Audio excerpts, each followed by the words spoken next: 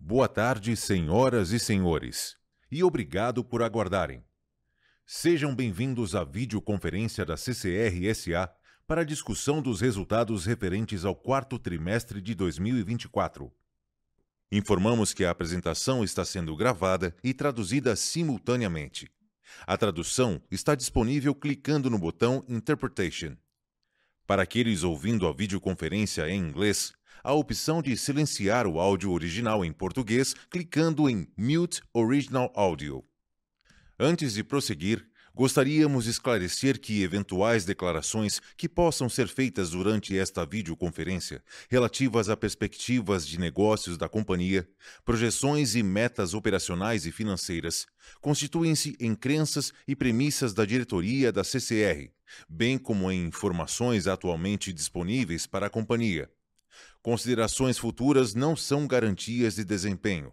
Envolvem riscos, incertezas e premissas, pois se referem a eventos futuros e, portanto, dependem de circunstâncias que podem ou não ocorrer. Investidores devem compreender que condições econômicas gerais, condições da indústria e outros fatores operacionais podem afetar os resultados futuros da empresa e podem conduzir a resultados que diferem materialmente daqueles expressos em tais considerações. Gostaria agora de passar a palavra para o Sr. Miguel Setas, CEO do Grupo CCR. Por favor, Sr. Miguel, pode prosseguir. Olá a todos. Queria dar-vos as boas-vindas à videoconferência de resultados do Grupo CCR do quarto trimestre de 2024 e também do encerramento do ano. E começava por dar-vos um desejo de feliz ano de 2025. Esta é a primeira vez que nós nos revemos desde o ano passado, aqui na presença de Valdo Pérez, o CFO da companhia, e da minha colega Flávia Godoy, diretora de Relações com Investidores. Em nosso nome, desejar-vos um ótimo ano de 2025.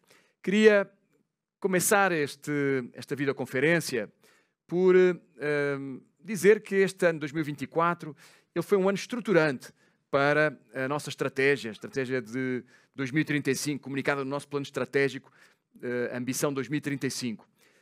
Um ano em que nós preparámos agora 2025 para a consolidação dessa transformação que iniciámos no ano anterior e que tem, como se recordam, 6 pilares estratégicos fundamentais. O primeiro deles, crescimento seletivo e rentável, ele teve 2 grandes marcos no final trimestre de 2024, o último trimestre de 2024, que foi a conquista de 2 ativos estratégicos, 2 ativos premium, Rota Sorocabana, em São Paulo, Lote 3, no Paraná, que acrescentam quase 900 quilómetros à nossa rede de rodovias, um aumento de cerca de 25% daquilo que é o nosso portfólio de rodovias sob gestão. E estes 2 ativos eles são conquistados em condições de rentabilidade atrativa, uma rentabilidade que nós situámos no momento em que ganhámos os leilões na casa dos mid-teens, alinhadíssimo com a nossa estratégia de fazer um crescimento rentável e, a par desse crescimento, a resolução de 2 ativos, a resolução de 2 ativos estressados que em 2025 se consolidam. Essa resolução consolida-se. Primeiro, a reestruturação do nosso contrato da MS Via, cujo processo licitatório será agora realizado em maio e veremos a continuidade ou não do Grupo CCR na administração deste ativo e o encerramento da nossa prestação de serviços na CCR Barcas, no serviço aquaviário que liga o Rio de Janeiro à cidade de Niterói e que também endereça uma preocupação de rentabilidade de um ativo relevante para o Grupo CCR. Portanto, 2 novos ativos importantes, 2 ativos estressados cuja resolução ela se consolida em 25, mas a preparação desse processo é realizada em 2024.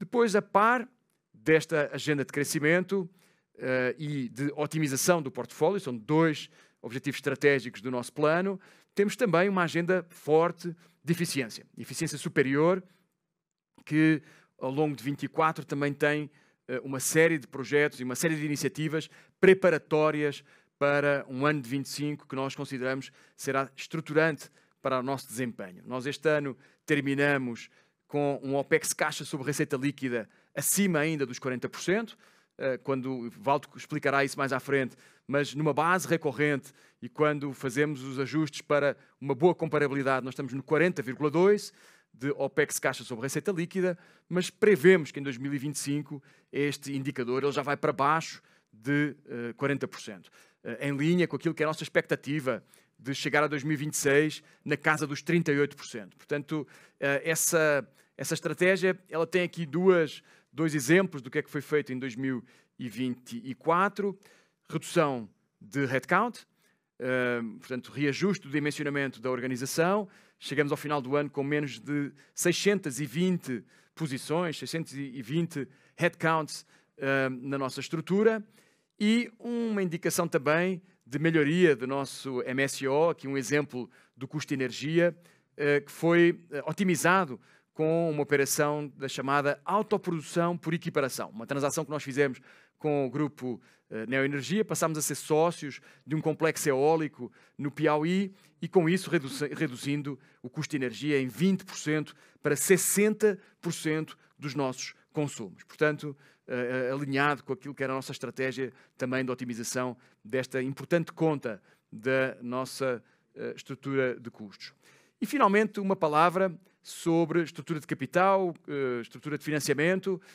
Ao longo do ano, Valdo explicará isso também mais à frente, ao longo do ano nós fizemos uma série de operações de liability management, conseguindo otimizar o nosso custo médio da dívida de uma forma representativa, significativa, e isso gerou, em termos de valor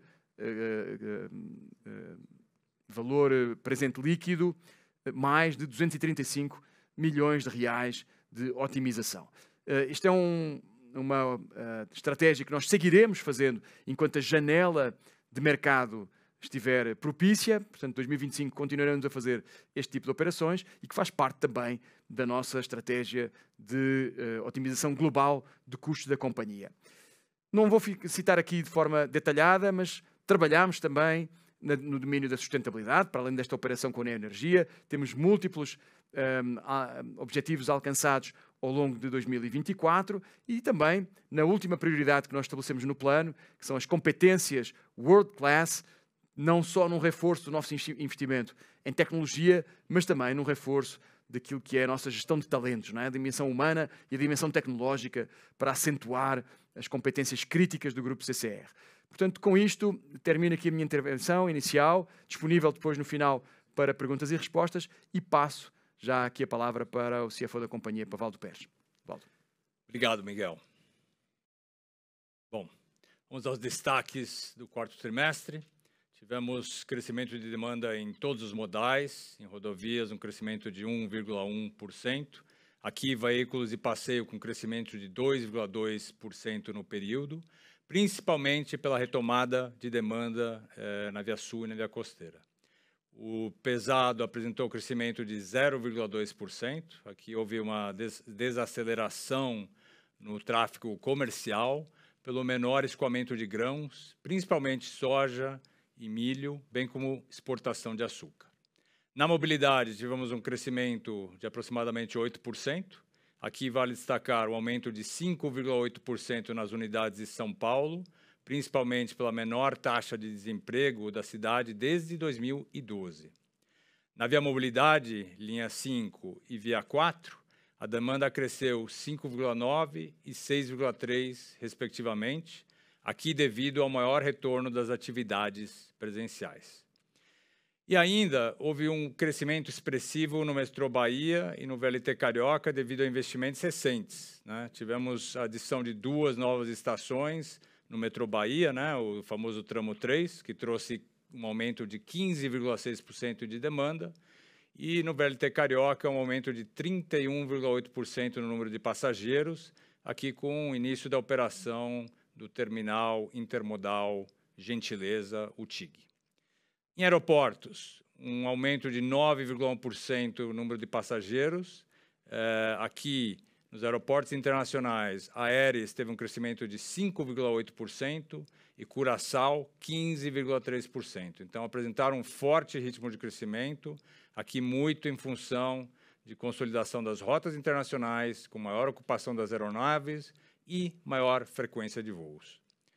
BH Airport apresentou um aumento de 24,3%, um crescimento expressivo, impulsionado por incentivos e descontos do Estado de Minas Gerais sobre o querosene de aviação, aqui estimulando a oferta de voos para todos os nossos clientes.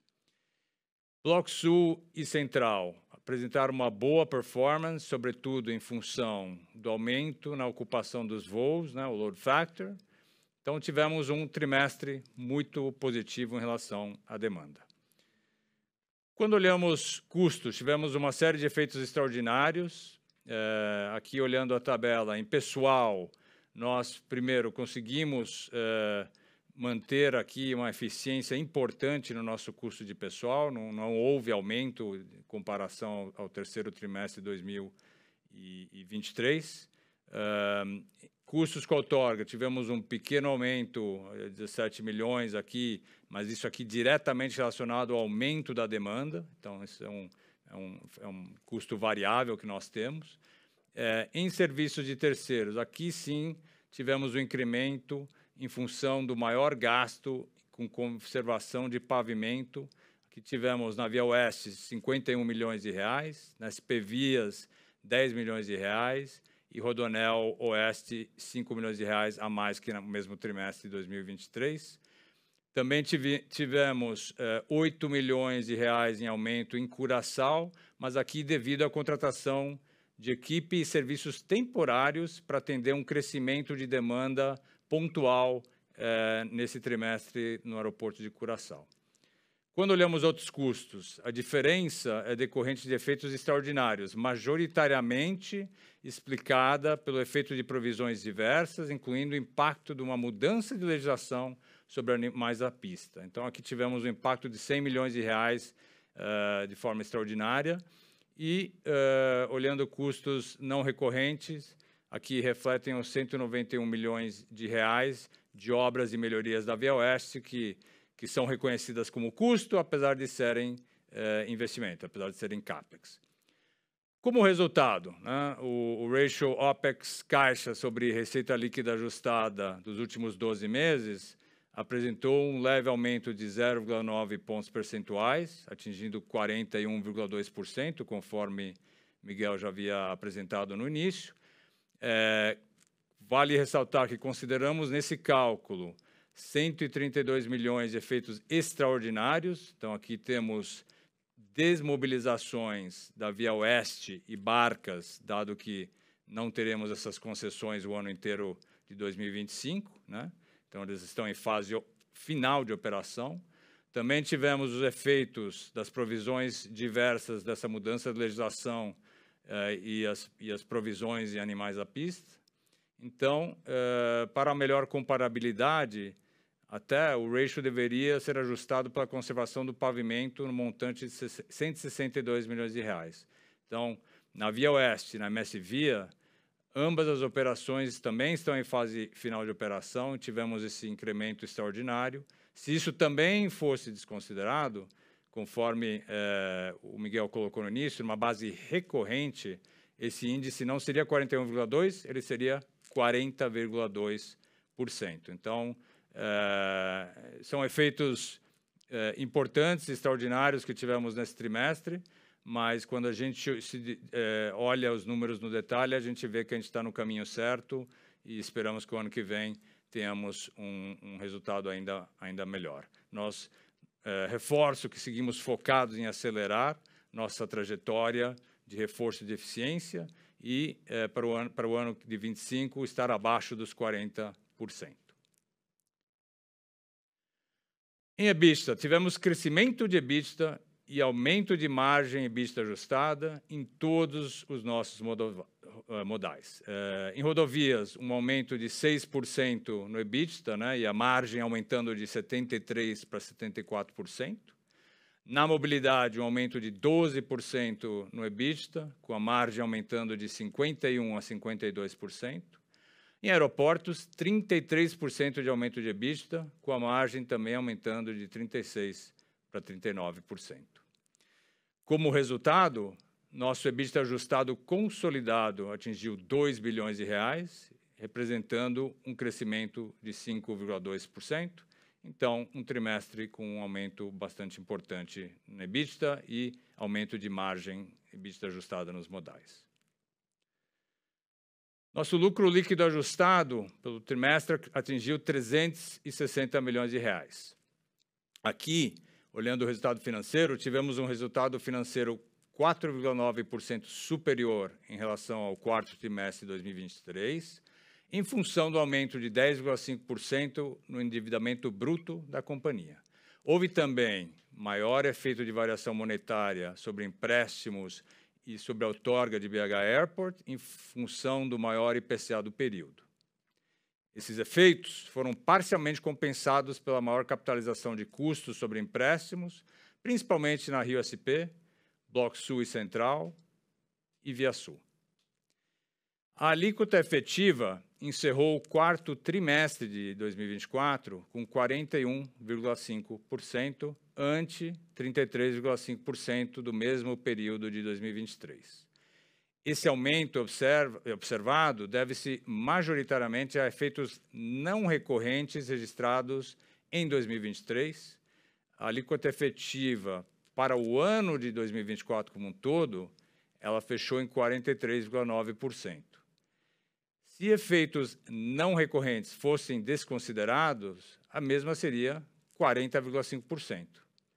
Então, de novo, estamos focados nessa redução, estamos no caminho certo e buscamos cada vez mais uma alíquota efetiva menor, justamente para que tenhamos resultados melhores para a companhia como um todo. Passando para a CAPEX, tivemos recorde de execução de investimentos em 2024, continuamos focados na assertividade da nossa execução. Executamos 2,3 bilhões de investimento no trimestre, ou seja, aumento de 15% em relação ao mesmo trimestre de 2023. E, no ano de 2024, atingimos o maior volume de CAPEX já executado pela companhia nesse período.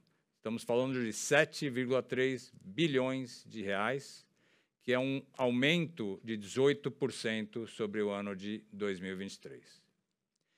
Nossa execução física também foi bastante assertiva. Atingimos um nível de 93,5% de execução física, com a diferença sendo postergada para 2025. Portanto, quando olhamos os números financeiros, 1,3 bilhão de reais em investimentos serão postergados ou transferidos para o ano de 2025. Parte desse valor se refere a postergações e parte desse valor se refere a obras concluídas em 2024, cujo desembolso ocorre em 2025. Os principais investimentos aqui do trimestre, então, no Rio SP, tivemos ampliação, desapropriações, recuperação de pavimento na região metropolitana de São Paulo. Antes de ir para as outras, eu também gostaria mais uma vez de reforçar alguns pontos da Rio SP. Esse é um projeto que tem 3 grandes obras, né? Então, a região metropolitana de São Paulo, Serra das Araras e a duplicação da BR-101.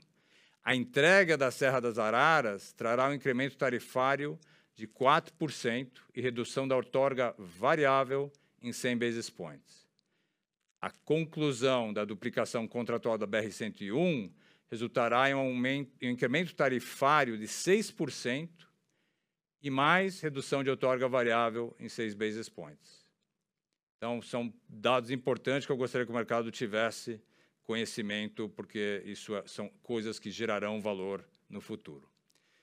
Na Via Sul, tivemos a duplicação da BR-386, investimentos relacionados à recuperação após a catástrofe climática de maio. E na mobilidade urbana, aqui linhas 8 e 9, com aquisição de material rodante, sistemas e melhorias na rede elétrica. Por fim, aeroportos, Bloco Sul e Central, as obras de melhorias referentes à fase 1B do plano de investimentos, todas concluídas dentro do prazo, agora sendo homologados. Temos terminais de embarque, adequação de infraestrutura e melhorias operacionais. Então, um trimestre de investimentos bastante importante, um recorde de execução física e um recorde também de execução financeira. Vamos passar aqui para um assunto que eu gostaria de trazer nesse trimestre, né? Ou seja, no trimestre passado, houve dúvidas sobre a atualização do saldo dos compromissos relativos às concessões no ITR, essa nota 24,2 do ITR. Como resultado, aqui nós trazemos uma novidade de nosso formato de apresentação do orçamento de capital para 2025, porque queremos dar maior granularidade e clareza sobre esse tema ao mercado. Segregamos o montante de investimento em 4 categorias. São elas: melhorias, manutenções, expansões de receitas comerciais e, por fim, nível de serviço, que vocês podem ver aqui nos bloquinhos azuis. E nesse slide também demonstramos as diferenças de conceitos entre o orçamento de capital do ano e os compromissos relativos às concessões do ITR, para não deixarmos dúvidas do que é considerado em cada valor disponibilizado. Então, aqui acho que fica claro no gráfico, mas aqui a equipe de RI sempre estará à disposição para qualquer dúvida ou esclarecimento adicional que o mercado venha a ter. Aqui nós mostramos o resumo do Orçamento de Capital 2025. Nós temos o detalhamento, concessão por concessão, no release de resultados, mas assim, essencialmente teremos 7,5 bilhões de reais em investimentos no ano. Considerando o Via Oeste, chegaríamos a 8,19 bilhões de reais. O orçamento de capital, conforme mencionado anteriormente, foi classificado aqui nas 4 categorias que vocês podem ver. Então, quanto em melhorias, quanto em manutenções, quanto são investimentos que gerarão receitas comerciais, quanto são investimentos que são devido ao nível de serviço, então as conversam com aumentos e incrementos de demanda. Então, agora vocês poderão ter um entendimento maior de nossos investimentos como um todo. Ressalto também que 12% são investimentos dos novos negócios, tá? Então, Sorocabana e Lote 3 do Paraná. 10% dos investimentos são passíveis de reequilíbrios ou com contrapartida em receitas. Então, no release de resultados, vocês poderão ver maiores detalhes para esses investimentos que também estamos conduzindo melhorias adicionais e, assim, uma maior clareza do nosso orçamento de capital para o ano. Vamos para a alavancagem. Fechamos o ano, né, o quarto trimestre, com uma alavancagem controlada, em 3,3 vezes dívida líquida sobre EBITDA, então um leve aumento em relação aos últimos trimestres, mas dentro do patamar da nossa estrutura de capital-alvo, que é de 2,5 a 3,5 vezes, né?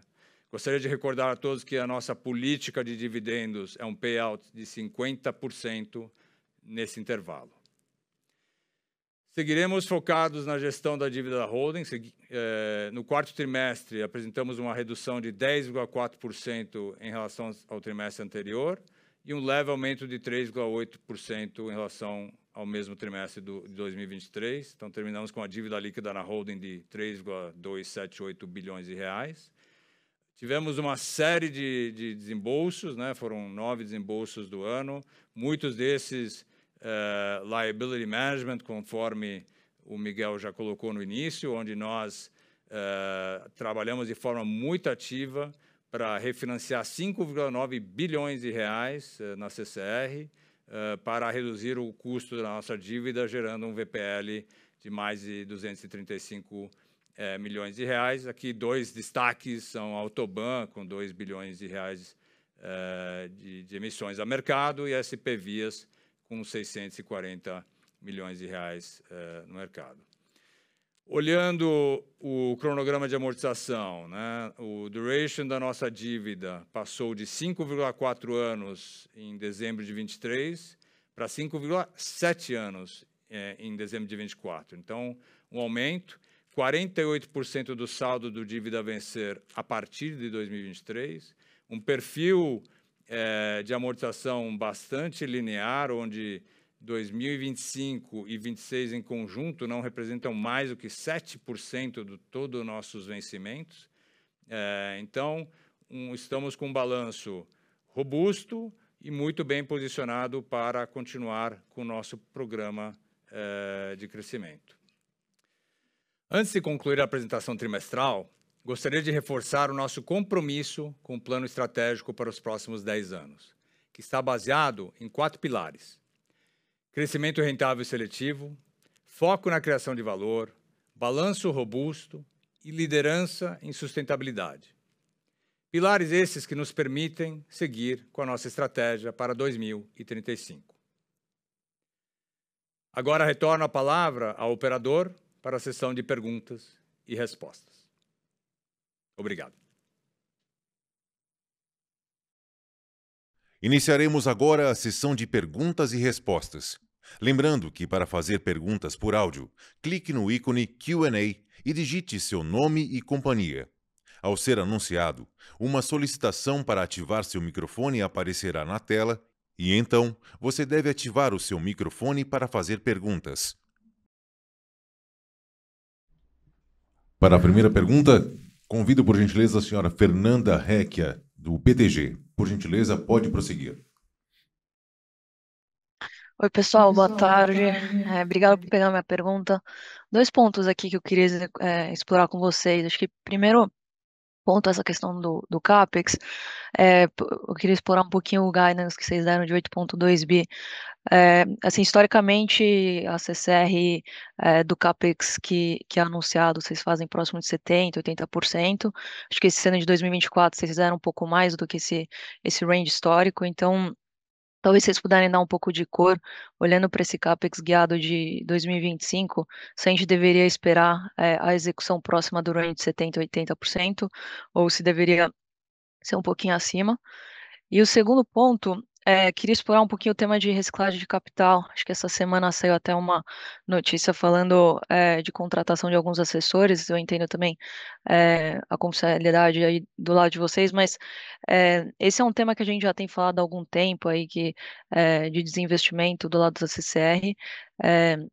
E aí o que eu queria entender talvez um pouco de timing que vocês estão olhando. Você acha que poderia ser alguma coisa mais para o curto prazo? E aí, talvez em aeroportos, seria legal ver se a ideia seria negociar um pacote de aeroportos ou se vocês estão focando em alguns aeroportos específicos. São esses 2 pontos. Obrigada. Obrigado, Fernanda. E eu já vou começar pela primeira e passando depois daqui a pouco já ao Valdo, mas só um comentário sobre CAPEX. Nós este ano fizemos uma execução física na casa dos 93%, 94%. A execução financeira ela vem sempre um pouco atrás, portanto ela ficou entre os 85%, chego eu, na parte financeira. E nós esperamos que 2025 ele seja um ano semelhante ou até um pouco mais assertivo do que foi em 2024. Portanto, o nosso objetivo é no físico estar sempre muito próximo dos 95%, 100%. Temos vindo a aumentar essa assertividade. No financeiro, enfim, é uma consequência do físico. Um exemplo concreto, posso sinalizar o caso concreto dos aeroportos. Não é? Nós temos pagamentos de obras feitas em aeroportos que elas só vão ser feitas em 2025, depois da homologação do aeroporto que foi intervencionado em 2024. Não é? Portanto, esse financeiro ele vem sempre com um pouco mais de arrasto. Portanto, nós fazemos um orçamento que ele tem em conta essencialmente os nossos compromissos de investimento físicos, mas com a consciência que o financeiro ele acaba por ter sempre um certo atraso. Não sei se o Sérgio quer comentar alguma coisa, Valdo, sobre isso. Acho que é isso. Nós implementamos nos últimos 2 anos melhorias significativas na nossa gestão de CAPEX como um todo. Desde estabelecer um núcleo de CAPEX para ajudar a fazer uma melhor disseminação de melhores práticas, bem como ter um segmento muito mais preciso da evolução física e financeira como um todo.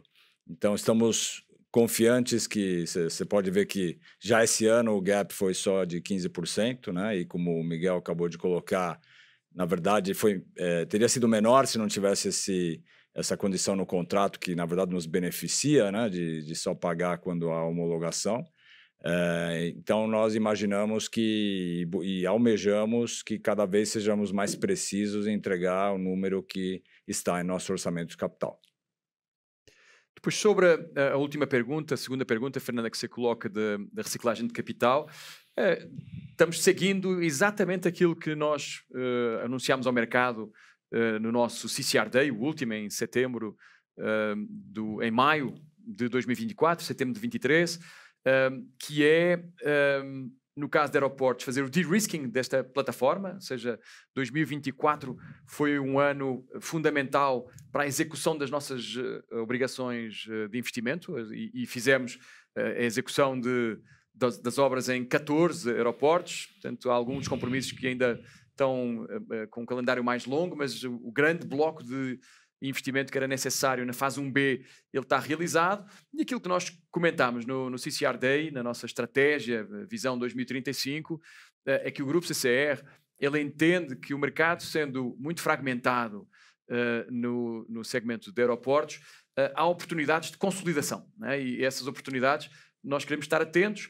Essa notícia que saiu, enfim, esta semana, ela não traz muita novidade. Nós temos vindo a trabalhar com assessores no estudo de cenários, no estudo de estruturações, de opções, e entendemos que o ano 2025 é um ano em que o grupo estará mais atento, agora com o de-risking da plataforma, mais atento a essas oportunidades de consolidação. Sem nenhuma urgência, sem nenhuma pressão de timing, o objetivo é destravar valor e maximizar valor numa eventual transação.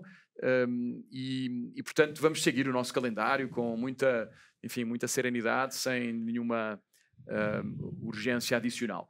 No resto do portfólio, nós temos também uma intenção, no caso da plataforma de mobilidade, de poder ter uma parceria estratégica com um sócio internacional que nos possa ajudar no projeto de crescimento que nós temos perspectivado para esta plataforma. Estamos estudando também cenários, alternativas, mas sem nenhum calendário ainda estabelecido, ou seja, não há nenhuma pressão ainda de timing. E reciclagem de uma maneira mais ampla, se quisermos, em ativos que possam ser mais maduros e que possam eventualmente ser reciclados. Acho que temos que ter consciência que estamos num cenário de taxas de juro elevadas, e, portanto, é um cenário menos propenso para estar do lado do vendedor, não é? Portanto, conscientes desse cenário macro, acho que, enfim, o nosso calendário ele estará também adaptado às condições adequadas de mercado. No caso de aeroportos, acho que há uma circunstância que todos vocês conhecem, que é uma grande parte da receita de aeroportos indexada, dolarizada, indexada a dólar, e isso, obviamente, num cenário, enfim, atual de desvalorização do real e de valorização do dólar, isso obviamente tem um impacto positivo no valor desta plataforma, não é? Portanto, uma grande parte, a maior parte do EBITDA desta plataforma, ela está concentrada em aeroportos internacionais. Portanto, nós, obviamente, se houver algum momento, algum avanço neste domínio, o mercado será devidamente informado. Neste momento não há nenhuma transação, não há nenhuma operação que esteja, enfim, sendo estudada. Portanto, estamos numa fase preparatória, de acordo com aquilo que é a nossa estratégia. Perfeito, pessoal. Muito obrigada pelas respostas. Obrigado, Fernanda. Obrigado. Para a próxima pergunta, eu convido o Guilherme Mendes, do JP Morgan. Por favor, pode prosseguir. Oi, Miguel, Valdo, Flávio, boa tarde, obrigado pelo espaço. 2 pontos aqui também. O primeiro, um follow-up da pergunta anterior, em relação ao apetite a novos projetos. Acho que ficou bem claro, Miguel, pelos comentários, que não tem pressa para vender os ativos aeroportuários ou de mobilidade, mas se isso de alguma forma muda a maneira como vocês pensariam os novos projetos, aí pensando no pipeline que tem pela frente no ano de 2025 e 2026. E um segundo ponto, no outlook de tráfego, né? A gente viu em 2024 relativamente forte nos diferentes modais. Se puderem compartilhar um pouco a expectativa para 2025, na mesma base de comparação, né? Sem os novos ativos. Muito obrigado. vou passar o tráfego para o Valdo. A segunda pergunta já vou passar para o Valdo, mas comentar a primeira, Guilherme. Obrigado enfim, pela presença e pela pergunta. Nós temos um compromisso convosco, com o mercado, de implementar uma estratégia de crescimento seletiva e rentável, não é? E foi isso que fizemos no ano passado, se vocês se recordam, 11 leilões em rodovias, participámos em 5, ganhámos 2, não é? E ganhámos 2, como vocês viram, com uma execução meticulosa, não é? A execução meticulosa com diferenças muito pequenas em relação ao segundo classificado nesses leilões. Portanto, tudo isso é feito com rigor, enfim, muito preciso, para garantir que nós protegemos a rentabilidade destes ativos e que encarteiramos projetos que eles sejam criadores de valor para o grupo. E a mesma lógica ela vai se aplicar agora para os novos projetos, como você perguntou, muita seletividade.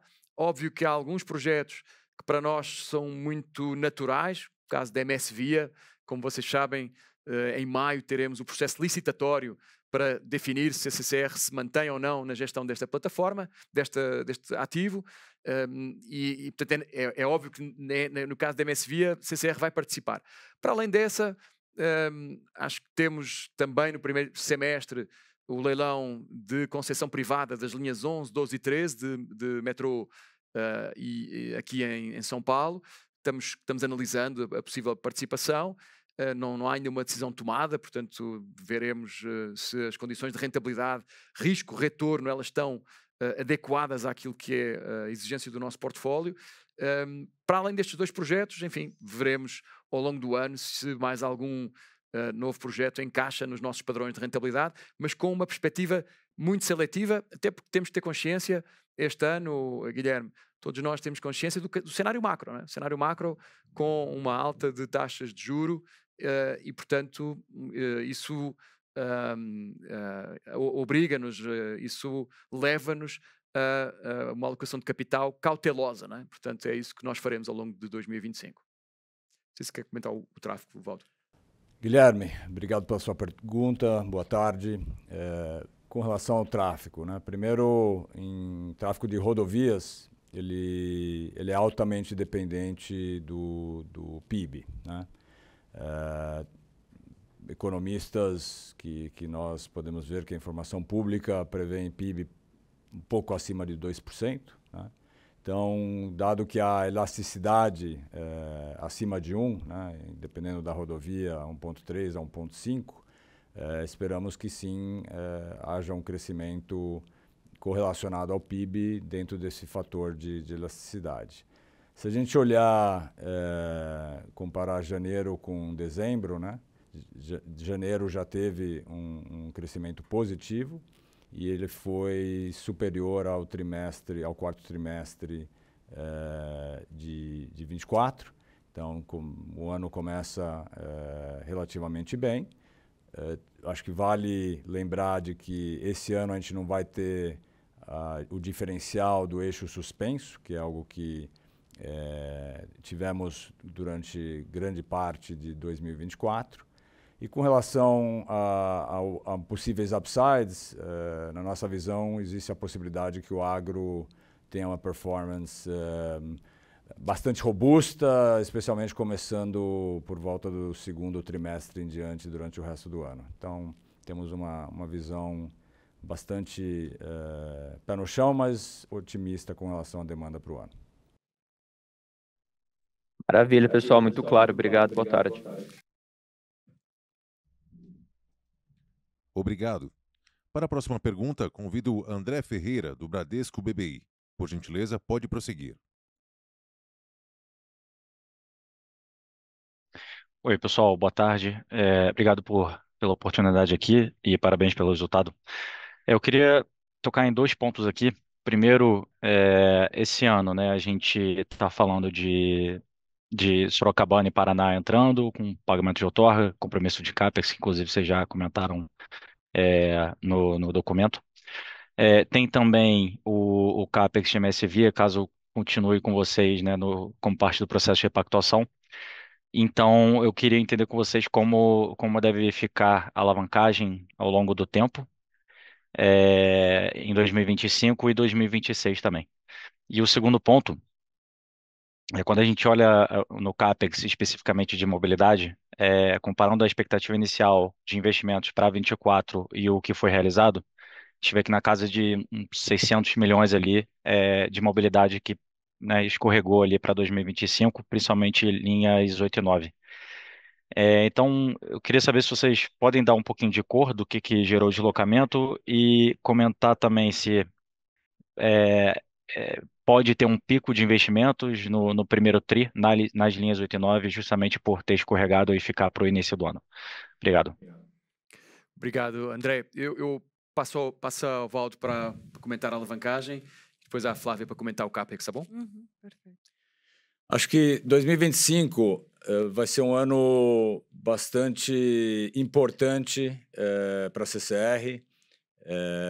Teremos a saída de Barcas, né? Barcas é um ativo que tem EBITDA negativo e suga a caixa da companhia. Estamos falando aqui de 150, 200 milhões de reais ao ano. O fim da MS Via, seja que ela vá para outro concorrente nosso ou que ela fique conosco em outra configuração. Também terminamos com um negócio que tinha EBITDA também negativo, na mesma casa dos 200 milhões de reais e que também sugava a caixa da companhia. Ao mesmo tempo, como você corretamente colocou, Sorocabana e Lote 3 são duas concessões novas que nós assumiremos no final do primeiro TRI e no segundo TRI desse ano, que, de partida, vão trazer um incremento de performance muito forte, porque traz receita EBITDA na veia, né? Então, com esses efeitos, por si próprio, já vemos um impacto bastante positivo em relação à alavancagem e os investimentos relevantes de Sorocabana e Lote 3, como sempre ocorre, eles começam daqui a 2, 3 anos. Até lá, os investimentos em aeroportos vão estar já mais em manutenção, na mobilidade também haverá uma redução e teremos Rio SP e Via Sul talvez um patamar mais módico. Então, imaginamos que mesmo com essas novas concessões, vamos ter um patamar de investimentos bastante compatível que não onerará a alavancagem do grupo. E imaginamos que, como é a nossa estratégia, buscar estar entre os 2,5 a 3,5 dívida líquida sobre EBITDA. Perfeito. Flávia. Tá. Olá, André. Boa tarde, obrigada aí pela pergunta.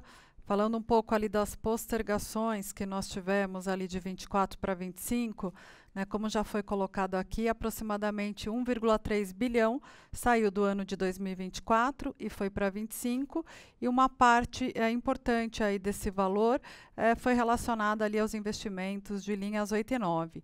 Linhas 8 e 9, o foco do investimento aqui para 25 tem ainda alguns desembolsos dos trens. Tá, na virada do ano, recebemos o último trem deste projeto, aí completando 36 trens.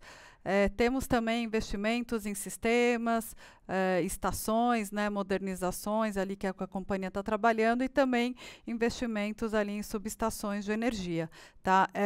A gente deve sim ter uma recuperação desse volume que foi postergado mais para a primeira metade do ano.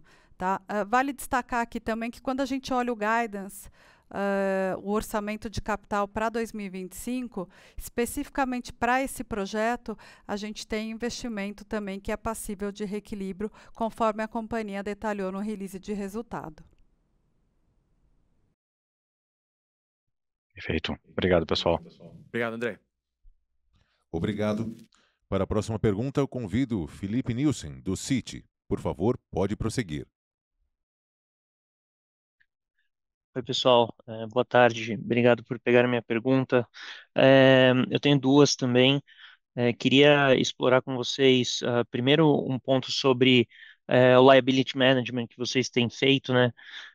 As últimas emissões aí bem atrativas, abaixo do custo do backlog de dívida que vocês tinham, refinanciando aí montantes importantes. Eu queria entender daqui para frente, o quanto mais vocês ainda veem de espaço para continuar fazendo essas operações e como que o mercado de crédito tem evoluído, está se comportando vis-à-vis o cenário de juros mais elevado, um cenário macro mais difícil.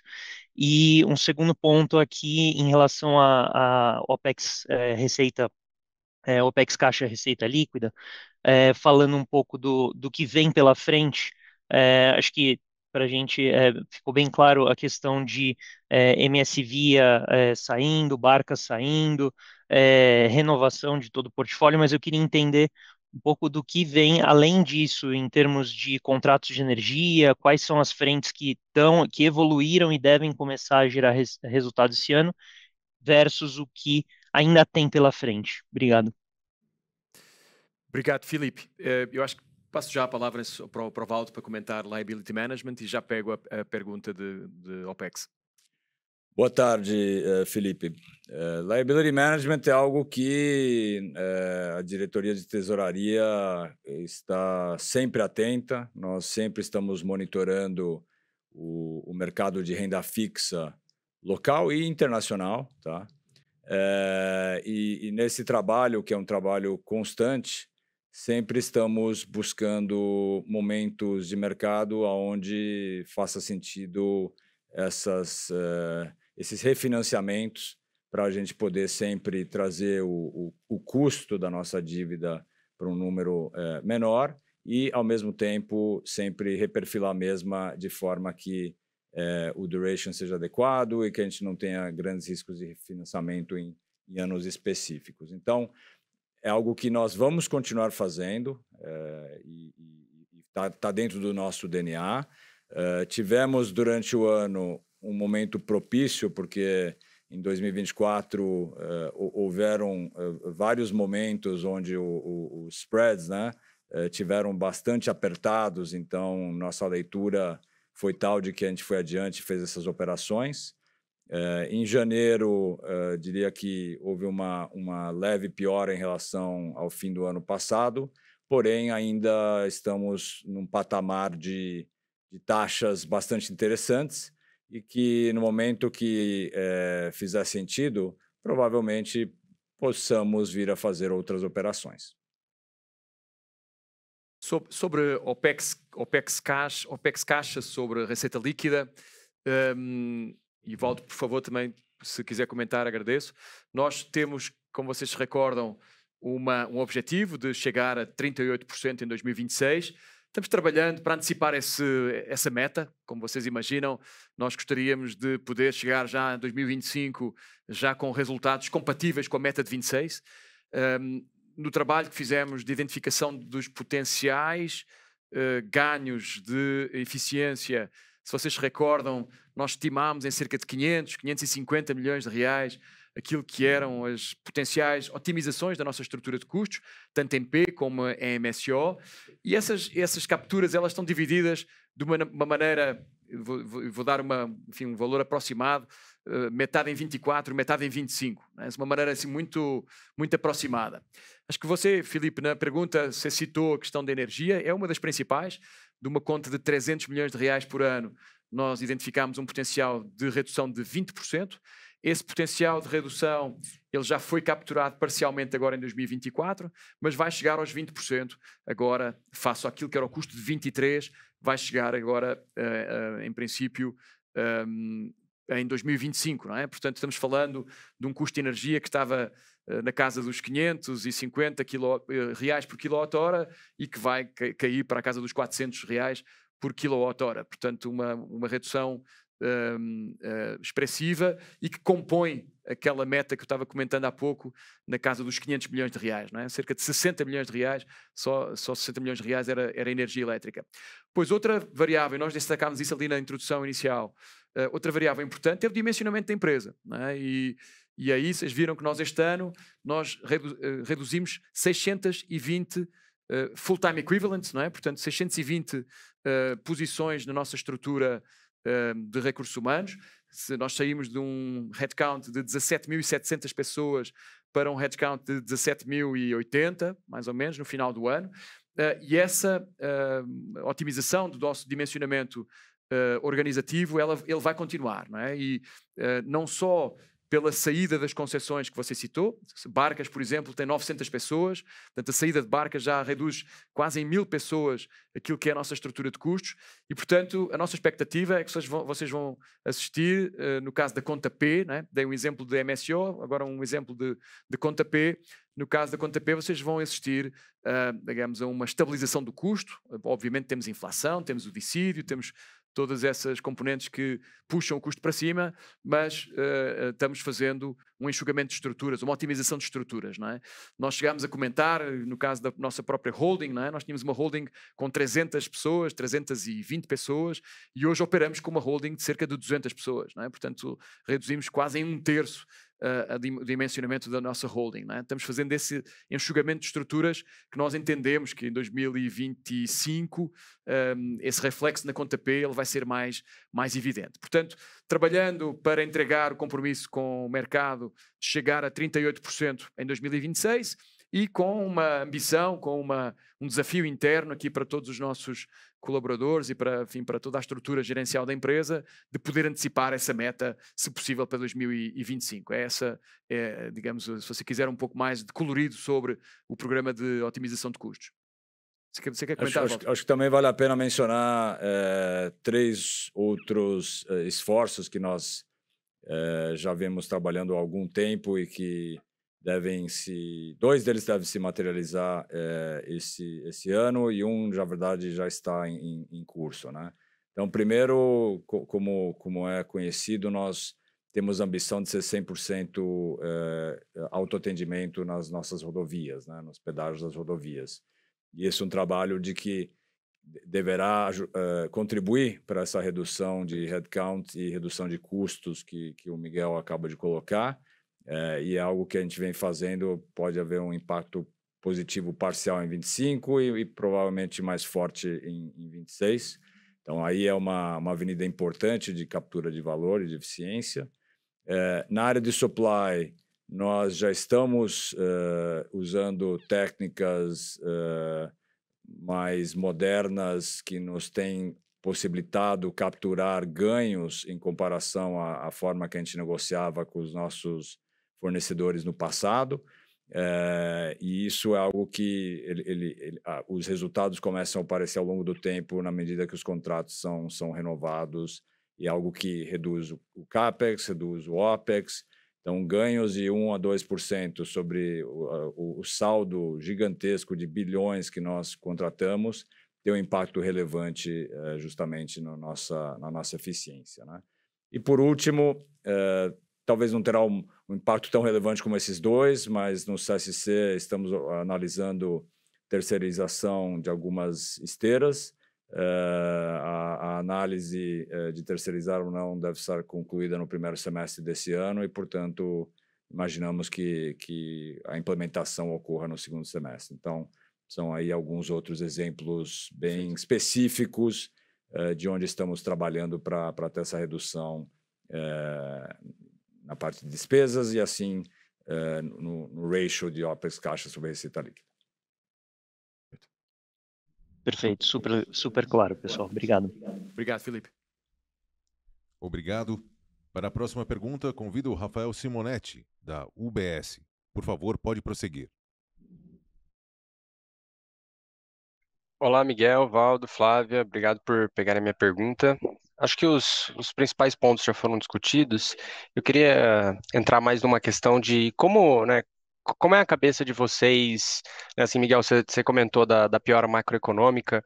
Como fica a cabeça de vocês num cenário desse? Vocês ficam mais seletivos de investimento? Vocês tentam reduzir CAPEX, mas uma pressa maior na reciclagem?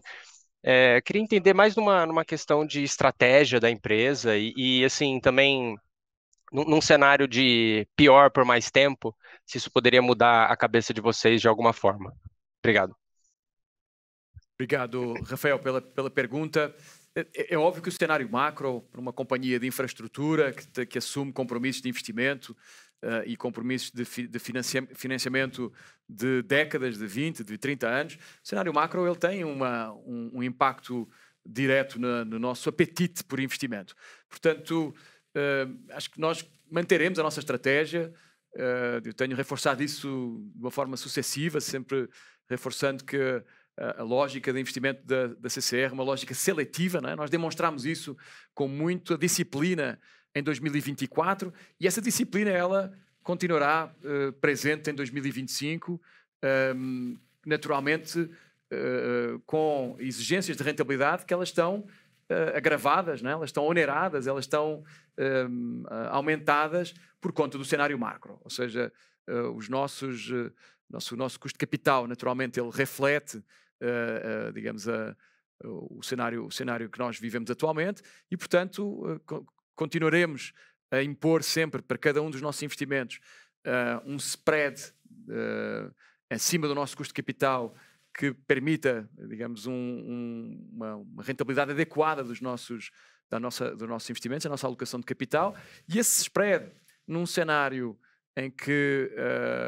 o cenário macro está mais agravado, esse spread, tendencialmente, e nós fizemos isso em 2024, ele amplifica-se, não é? Portanto, nós tornamos-nos ainda mais exigentes com os patamares mínimos de rentabilidade que nós buscamos em cada um das oportunidades da alocação de capital.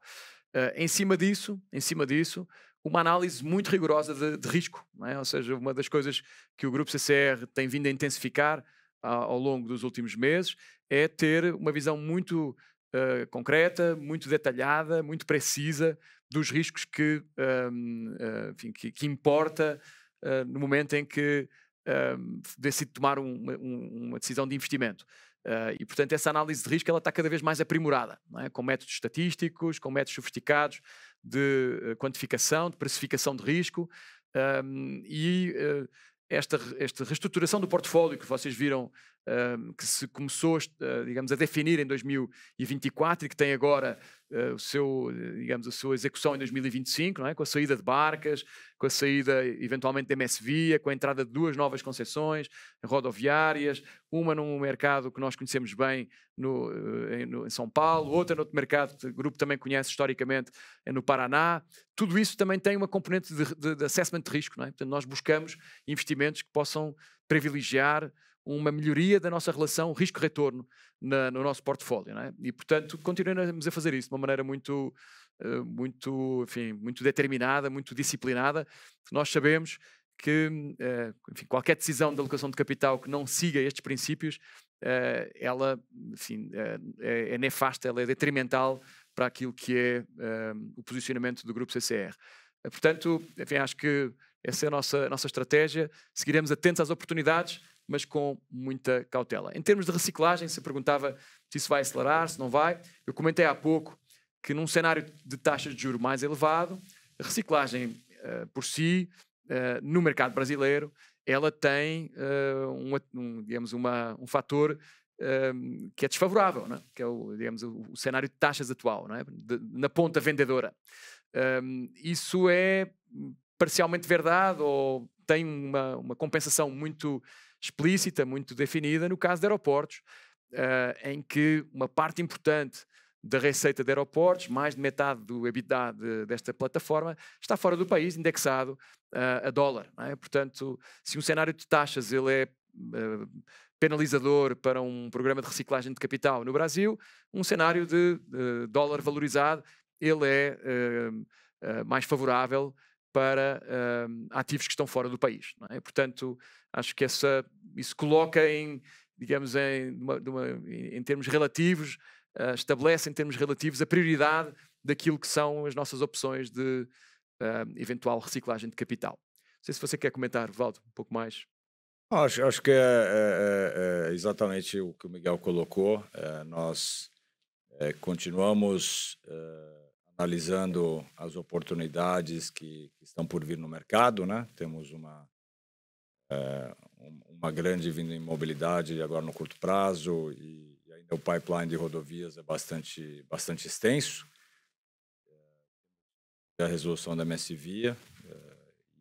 Nós Vamos sempre analisar caso a caso, com muita cautela, com seletividade, olhando o nosso retorno requerido. E o nosso retorno requerido, como o Miguel colocou, ele conversa diretamente com um cenário macro e as taxas de juro, incluindo as tendências das mesmas. Portanto, vamos continuar ativos, porém bastante prudentes e seletivos. Beleza, faz todo sentido. Obrigado, pessoal. Obrigado, Rafael. Obrigado. Para a última pergunta, convido o Gabriel Frazão, do Bank of America. Por favor, pode prosseguir. Boa tarde, pessoal. Seria apenas uma pergunta sobre as despesas com desmobilizações, provisões trabalhistas e para nova legislação sobre animais que foram mencionadas no release, especialmente sobre o que vocês esperam que aconteça com essas despesas nos próximos trimestres, se elas deveriam reduzir ou se ainda vão continuar passando nos próximos resultados, só para a gente ter uma ideia da recorrência dessas despesas. Obrigado, Gabriel. Passa aqui a Flávia para poder detalhar. Gabriel, boa tarde. Obrigada pela pergunta. A companhia teve a oportunidade de detalhar, né, no press release de resultado essas informações, mas eu vou aqui explicar melhor o que ocorreu né, desses custos extraordinários que impactaram aí o resultado da companhia. Desmobilizações, tá? A gente está tratando especificamente da Vioeste e da Barcas, que são dois ativos que estão no término da concessão, né? Então, é um efeito, né, um impacto que você não vai ver nos trimestres seguintes. Provisões trabalhistas, a gente observou, a gente acompanhou uma celeridade nos trâmites de julgamento, tá, de decisões trabalhistas. Então, a companhia adaptou a gestão interna, né, passando o estoque ali né, desses valores, dessas discussões, no resultado do quarto TRI. Ele tem uma recorrência, sim, mas vai ser, sem dúvida, montantes bem inferiores ao que a gente viu no quarto trimestre. E quando a gente traz aqui, né, o tema de provisões de animais na pista, o que a gente também acompanhou, que foi nós tivemos uma decisão do STJ, tá, que foi um tema ali abordado, acho que é o tema ali 1121, que mudou a forma de provisionamento, tá? Então, esse tema trouxe a seguinte situação: qualquer acidente decorrente de animal doméstico, independente da causa, a companhia, né, as concessões de rodovias respondem por esse tema, tá? Então, também fizemos um provisionamento maior no quarto trimestre para adequar essa nova realidade e, em diante, essas provisões elas seguirão em montantes bem inferiores, tá? Então, a gente sim está tratando esses custos como custos extraordinários, one-offs, que vocês não enxergarão nos próximos trimestres.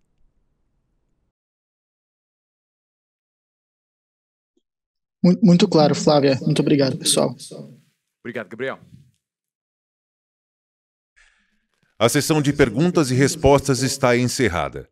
Agora, passo a palavra para o senhor Miguel Setas para considerações finais e encerramento. Muito rapidamente, porque acho que já tomámos aqui algum tempo da vossa atenção, só para dizer que continuamos, como o Valdo comentou no final da sua apresentação, comprometidos com a implementação do nosso plano estratégico, focados em criação de valor, focados num crescimento rentável, com um balanço robusto que proporciona, enfim, a segurança do nosso crescimento e com uma liderança em sustentabilidade que nós nunca vamos abdicar dela, mas sustentabilidade que cria valor, não é? Como vocês viram com a questão da energia elétrica, não é? Ou seja, redução de custos e uma migração para uma base de energia renovável. Dizer também que o ano de 2024 ele foi, acima de tudo, muito importante do ponto de vista estratégico. Uma resolução efetiva dos dois ativos que constituíam uma penalização para os resultados da empresa. O Valdo comentou, 200 milhões de reais em Barcas, 250 milhões de reais em MS Via, de resultados negativos, quase 500 milhões de reais enfim, no histórico de resultados negativos que ficam resolvidos agora em 2025. Portanto, Barcas, como sabem, a partir da próxima semana cessamos a nossa prestação de serviço e o leilão da MS Via em maio de 2025. Além disso, a entrada de 2 novos ativos que nós consideramos premium.